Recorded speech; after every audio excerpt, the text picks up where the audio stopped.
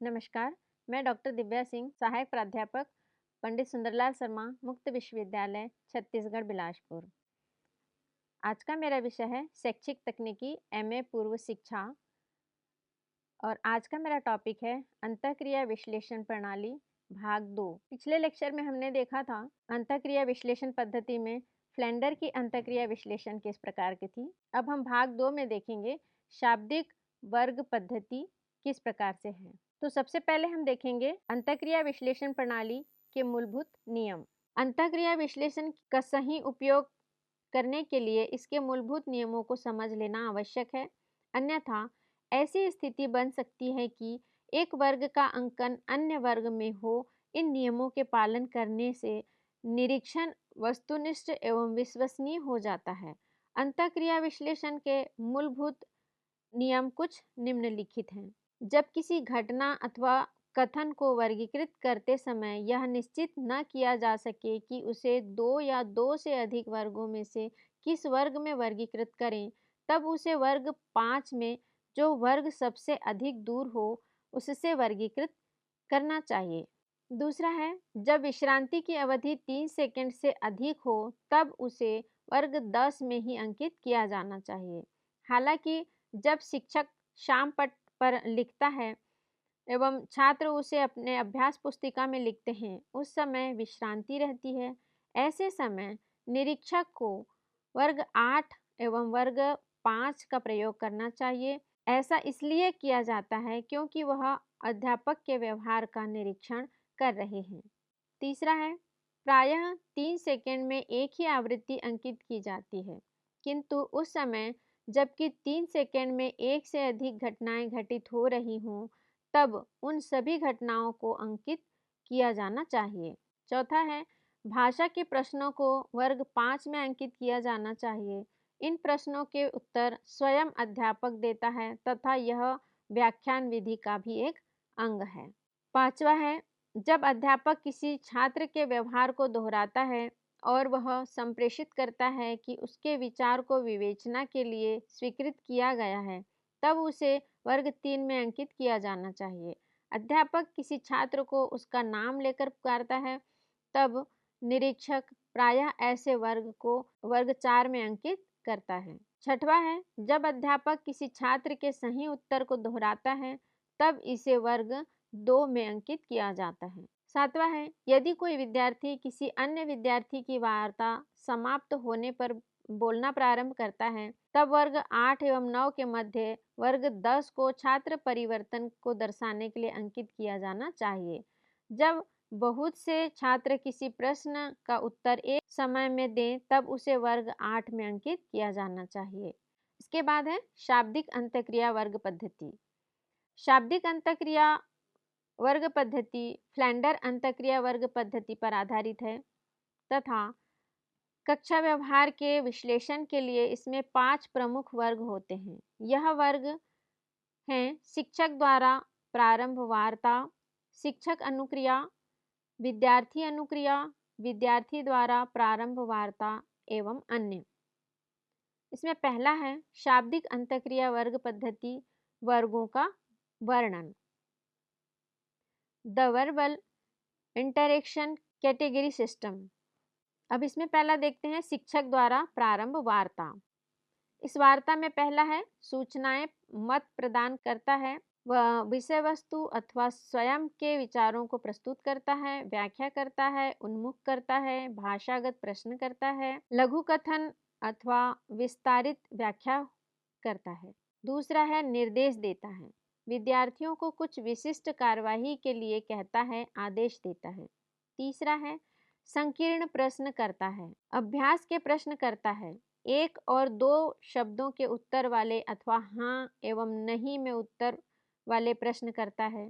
ऐसे प्रश्न करता है जिनमें विषय प्रकृति के उत्तर की भविष्यवाणी की जा सके। चौथा, क्योंकि आप प्रश्न करता हैं, खुले और विचारोक्त प्रश्न करते हैं, इनकी तुलना में लंबी अनुक्रिया वाले प्रश्न कम किए जाते हैं। नेक्स्ट है शिक्षक अनुक्रिया के अंतर्गत पहला है विचार प्रदर्शित करता है, स्पष्ट करता है, विद्यार्थियों के विचारों को प्रोत्साहित अथवा प्रशंसा करता है, संक्षिप्तीकरण करता है अथवा बिना अस्वीकार किए टिप्पणी करता है। नेक्स्ट है, छात्रों के व्यवहार की इस प्रकार अनुक्रिया करता है जिससे प्रोत्साहन अथवा स्वीकृति मिलती है। इसके बाद है, अनुभूति इस प्रकार से अनुक्रिया करता है जिससे छात्रों की अभिव्यक्ति का प्रोत्साहन प्रदर्शित होता है। फिर है, अस्वीकार करता है।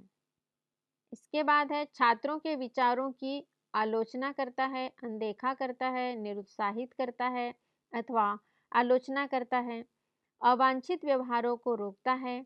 प्रश्न रूप में प्रस्तुत किया जा सकता है, किंतु वर्ग 1, 3 और 4 में भिन्न आवाज के लहजे से निर्देश देता है जिससे छात्रों पर परिणामकारी प्रभाव पड़ता है। इसके बाद है अनुभूति। विद्यार्थियों के अनुभूति की अभिव्यक्ति को अनदेखा, हतोत्साही तथा स्वीकार करता है। नेक्स्ट है, भविष्यात्मक अपेक्षाकृत लघु उत्तर प्रायः वर्ग 3 के अनुसार वर्ग 2 का अनुसरण भी कर सकता है। इसके बाद अभिविष्यात्मक उत्तर जो प्रायः वर्ग 4 अनुसरण करता है। फिर है, अन्य विद्यार्थियों का अनुक्रिया करता है, छात्रों के मध्य संवाद रूप में उत्तर देता है। अब है छात्र द्वारा प्रारंभ वार्ता। इसमें पहला है, शिक्षक को वार्ता प्रारंभ करने के लिए पहल करता है। ऐसे कथन को जो विद्यार्थी शिक्षक को बिना निर्देशित निवेदन करता है। अन्य में है, अन्य विद्यार्थी से वार्ता प्रारंभ करता है। इसके बाद है विश्रांति तथा संवाद के समय लघु अवधि की विश्रांति जो नियोजित गतिविधियों में बाधा पहुंचाती है। अब इसके बाद है वर्गों का वर्णन। वर्ग 1 सूचना अथवा मत प्रदान करता है। इस वर्ग का उपयोग उस समय किया जाता है जबकि अध्यापक तत्व अथवा मत कक्षा में लघु कथनों को व्याख्यान के रूप में प्रस्तुत करता है। प्रायः जब अध्यापक विषय वस्तु प्रस्तुत करता है, इस वर्ग का उपयोग किया जाता है। इस वर्ग का उपयोग व्याख्या एवं उन्मुखीकरण के लिए किया जाता है। नेक्स्ट है, निर्देश देता है।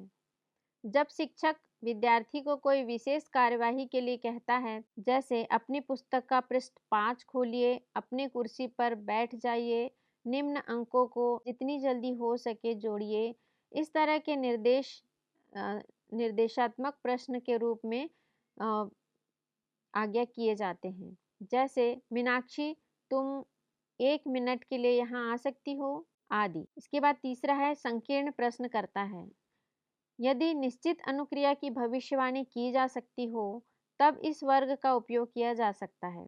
अभ्यास अथवा ऐसे प्रश्न जिनका उत्तर 1 या 2 शब्दों में किया जा सके इस वर्ग के अंतर्गत आते हैं। जैसे, 4 और 3 जोड़ने पर क्या प्राप्त होगा, या मध्य प्रदेश की राजधानी क्या है, या क्या यह सही है, क्या तुम्हें यह योजना पसंद है, इस तरह से। अब इसके बाद देखते हैं शिक्षक अनुक्रिया। इसमें पहला है, विचारों को स्वीकार करता है। जब अध्यापक विद्यार्थियों के विचार को स्पष्ट प्रदर्शित, प्रोत्साहित, प्रशंसा करता है तब वर्ग 5 अ का उपयोग किया जाता है। यदि अध्यापक विद्यार्थियों के विचार को संक्षिप्तीकरण करता है, विचारों पर बिना अस्वीकार किए टिप्पणी करता है, इस वर्ग का उपयोग इस वर्ग में किया जाता है। अब है 5 ब, व्यवहार को स्वीकार करता है। विद्यार्थी व्यवहार की अनुक्रिया में उसकी प्रशंसा, प्रोत्साहन के व्यवहार के लिए इस वर्ग के अंतर्गत आता है। जैसे, इस कक्षा में सभी विद्यार्थी सहयोगी हैं, तुमने कहानी सर्वश्रेष्ठ अभिव्यक्ति के साथ कही है, इत्यादि। अब है 5 स, अनुभूतियों को स्वीकार करता है। जब अध्यापक विद्यार्थियों की अनुभूति को स्वीकार करता है तब इस वर्ग का उपयोग किया जाता है। जैसे, यदि यह मेरे साथ हुआ तो तब मैं दुखी हूँगा। इसके बाद है, विचारों को अस्वीकार करता है। जब अध्यापक विद्यार्थियों के विचारों की आलोचना करता है, अनदेखा करता है अथवा निरुत्साहित करता है तब वर्ग 6 अ का प्रयोग किया जाता है। जैसे, क्या मैंने यही चर्चा के लिए कहा था, यह सही नहीं है। इसके बाद है वर्ग 6 ब, व्यवहार को अस्वीकार करता है। अध्यापक की टिप्पणियां जो विद्यार्थियों की आलोचना एवं निर्धारित करने के लिए हो वर्ग 6 ब के अंतर्गत आती है। जैसे मैंने बैठने के लिए कहा है, इसे तत्काल बंद कर दो, इस प्रकार से मुझे कॉपी मत देना, यह कहने से विद्यार्थी पर काफी प्रभाव पड़ता है। अब है वर्ग 6 स अनुभूतियों को स्वीकार करता है। जब अध्यापक विद्यार्थी की अनुभूति की अभिव्यक्ति की आलोचना करता है, तब वर्ग 6 स का उपयोग किया जाता है। जैसे, क्या तुम तुम्हारे स्वयं के चिल्लाने से शर्मिंदगी महसूस कर रहे हो? अपनी व्यक्तिगत अनुभूतियों को बताने की कोई आवश्यकता नहीं है, तुम्हें चिंता करने की कोई आवश्यकता नहीं है, आदि। अब हम देखते हैं विद्यार्थी अनुक्रिया। 7 शिक्षक के बारे में भविष्यात्मक अनुक्रिया। यह अनुक्रिया प्रायः वर्ग 3 के अंतर्गत आती है। अध्यापक द्वारा ऐसे संकीर्ण प्रश्न किया जाना जिससे कि अपेक्षित उत्तर प्राप्त हो, जिसका प्रायः संक्षिप्त उत्तर हो। वर्ग 7 का अनुसरण भी किया जा सकता है। निर्देश देना, जब शिक्षक कहता है शामपट के ऊपरी कथन को पढ़ो।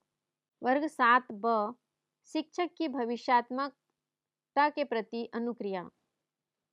जब विद्यार्थी से अनपेक्षित उत्तर की अपेक्षा हो, तब वर्ग 7 ब का उपयोग किया जाता है, किंतु विद्यार्थी किसी संकीर्ण प्रश्न का उत्तर भी अनपेक्षित दे सकता है। उदाहरण के लिए, जब अध्यापक प्रश्न करता है कि प्लासी के युद्ध का क्या कारण है। उदाहरण के लिए, जब अध्यापक प्रश्न करता है कि प्लासी के युद्ध का क्या कारण था, विद्यार्थी उत्तर दे सकता है, मुझे ऐसा प्रतीत होता है कि इसका कोई एक कारण नहीं था, मेरे विचार में अनेकों कारण थे। हालांकि ऐसी अनुक्रिया कभी-कभी ही कक्षा में प्राप्त होती है। नेक्स्ट है अन्य विद्यार्थियों पर अनुक्रिया करना। जब एक विद्यार्थी अन्य विद्यार्थी के प्रश्न अथवा कथन पर अनुक्रिया करता है, तब वर्ग 8 का उपयोग किया जाता है। इसके बाद है विद्यार्थी द्वारा प्रारंभ वार्ता। विद्यार्थी अध्यापक से वार्ता करता है। जब विद्यार्थी अध्यापक से बातचीत प्रारंभ करता है, तब वर्ग 9 का उपयोग किया जाता है। जैसे, आज हमारी प्रैक्टिकल है, मुझे यह समझ में नहीं आता कि इस प्रश्न को कैसे हल करूं, क्या आप अंतिम पैरा को दोहराएंगे? फिर है अन्य विद्यार्थी से वार्तालाप करना। जब एक विद्यार्थी किसी अन्य विद्यार्थी से वार्ता प्रारंभ करता है, तब वर्ग 10 का प्रयोग किया जाता है। नेक्स्ट है विश्रांति। वर्ग 11 का उपयोग लघु विश्रांति की अवधियों के लिए किया जाता है, जब कक्षा मौन वाचन कर रही हो। विश्राम, जब शोर नियोजित गतिविधियों में बाधा डाल रहा है, तब वर्ग 7 का उपयोग किया जाता है। इसके बाद है शाब्दिक अंतःक्रिया वर्ग पद्धति मैट्रिक्स की रचना। स्तंभ में जो वर्गों में अंकित किया गया है, उन्हें बाद में मैट्रिक्स में स्थानांतरित किया जाता है। उदाहरण के लिए, जैसे अध्यापक कहता है अपनी पुस्तक का पृष्ठ क्रमांक 7 खोलिए। विद्यार्थी कहता है हम पहले कौन सी पुस्तक देखें? तो अध्यापक कहता है कि यदि तुमने ध्यान दिया हो तो तुम्हें मालूम होगा। अध्यापक कहता है अब पृष्ठ क्रमांक 6 पर एक चित्र है जो जनसंख्या घनत्व एवं व्यवसाय के प्रकार को दर्शाता है। मेरे विचार में यह हमारे उद्देश्य के लिए एक उत्कृष्ट चित्र है। फिर अध्यापक कहता है क्या किसी का कुछ विचार है कि यह दो कारक संबंधित हो सकते हैं? इसके बाद हम देखते हैं शाब्दिक अनुक्रिया वर्ग पद्धति मैट्रिक्स विभिन्न क्षेत्र। क्षेत्र अ, यह क्षेत्र दीर्घ अवधि के शिक्षक स्वनिर्मित होते हैं। इसमें स्वयं सूचनाओं अथवा मतों का प्रस्तुतिकरण शामिल होता है। निर्देश देना एवं प्रश्न करना इस क्षेत्र में आते हैं। इस क्षेत्र की मुख्य विशेषता यह होती है कि शिक्षक लंबे समय तक बोलता है। अब है क्षेत्र ब। इस क्षेत्र में कक्षाएं शिक्षा के प्रारंभिक कथनों के बाद शिक्षक अनुक्रिया कथनों को स्वीकार करता है अथवा अस्वीकार करने को दर्शाता है। इसके बाद है क्षेत्र स। इस समूह की कक्षाएं शिक्षक प्रारंभिक वार्ता के बाद की संपूर्ण विद्यार्थी वार्ता को दर्शाती है। क्षेत्र द शिक्षक अनुक्रिया कथनों का प्रतिनिधित्व करता है। क्षेत्र ई, यह क्षेत्र अध्यापक के दीर्घ अवधि स्वीकृति व्यवहार को दर्शाता है। इसमें विस्तारित विचारों, व्यवहारों तथा अनुभूति की स्वीकृति शामिल है। क्षेत्र फ, यह क्षेत्र शिक्षक के स्वीकृति व्यवहार के बाद अस्वीकृति व्यवहार को दर्शाता है। अब है क्षेत्र ग, यह क्षेत्र शिक्षक के स्वीकृति व्यवहार के बाद उन विद्यार्थियों के कथन को दर्शाता है। फिर है क्षेत्र ह, यह क्षेत्र शिक्षक के अस्वीकृत व्यवहार के पश्चात स्वीकृत व्यवहारों को दर्शाता है।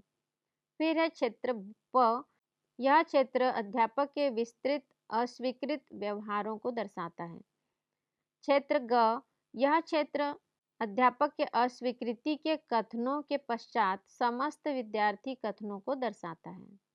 फिर है क्षेत्र क, यह क्षेत्र विद्यार्थी अनुक्रिया व्यवहारों के पश्चात अध्यापक के प्रारंभिक कथनों को दर्शाता है। फिर है क्षेत्र स, यह क्षेत्र विद्यार्थी अनुक्रिया के पश्चात शिक्षक के प्रारंभिक व्यवहार को दर्शाता है। क्षेत्र ज, यह क्षेत्र अध्यापक के स्वीकृति के कथनों के पश्चात समस्त विद्यार्थी कथनों को दर्शाता है। फिर है क्षेत्र न, यह क्षेत्र विद्यार्थी अनुक्रिया व्यवहारों के पश्चात अध्यापक के प्रारंभिक कथनों को दर्शाता है। क्षेत्र ल, यह क्षेत्र विद्यार्थी अनुक्रिया के पश्चात विद्यार्थी के प्रारंभिक व्यवहार को दर्शाता है। फिर है क्षेत्र म, यह क्षेत्र अध्यापक द्वारा विद्यार्थी अनुक्रिया के अस्वीकार करने को दर्शाता है। क्षेत्र ह, यह क्षेत्र अध्यापक अथवा अन्य विद्यार्थी अनुक्रिया के विस्तारित विद्यार्थी अनुक्रिया को दर्शाता है।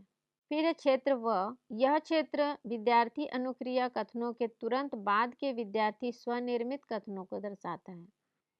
क्षेत्र च, यह क्षेत्र विद्यार्थी के प्रारंभिक वार्ता के तुरंत बाद शिक्षक के प्रारंभिक कथनों को दर्शाता है। क्षेत्र य, यह क्षेत्र विद्यार्थी स्वोपक्रम के तुरंत बाद ही शिक्षक स्वीकृति को दर्शाता है। फिर है क्षेत्र त, यह क्षेत्र विद्यार्थी स्वोपक्रम कथनों के तुरंत बाद की विद्यार्थी अनुक्रिया को दर्शाता है। फिर है क्षेत्र थ, यह क्षेत्र विस्तारित विद्यार्थी प्रारंभिक वार्ता को दर्शाता है। अंतिम में है क्षेत्र भ, यह क्षेत्र विश्रांति अथवा विश्राम को दर्शाता है। अब हम इसका सारांश देखते हैं।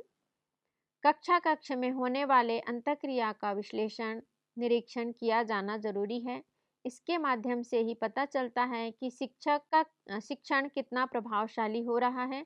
शिक्षक कक्षा में सक्रिय ज़्यादा है या विद्यार्थी अधिक सक्रिय हैं। विद्यार्थी शिक्षक के व्यवहार में व्यापक सुधार लाने के लिए उसके व्यवहार का निरीक्षण करता है और यह जरूरी है। अंतःक्रिया विश्लेषण पद्धति के माध्यम से शिक्षक के व्यवहार का निरीक्षण कर उन्हें उचित पृष्ठपोषण देना या फीडबैक प्रदान करना आवश्यक है। प्रमुख रूप से दो निरीक्षण पद्धतियां इसमें हमने देखा है। पहला फ्लैंडर्स अंतःक्रिया विश्लेषण पद्धति और दूसरा हमने देखा शाब्दिक अंतःक्रिया वर्ग पद्धति। इस तरह से इस इकाई को हमने समझा। आशा है कि आप सब लोग को यह इकाई, यह टॉपिक समझ में आया होगा। धन्यवाद।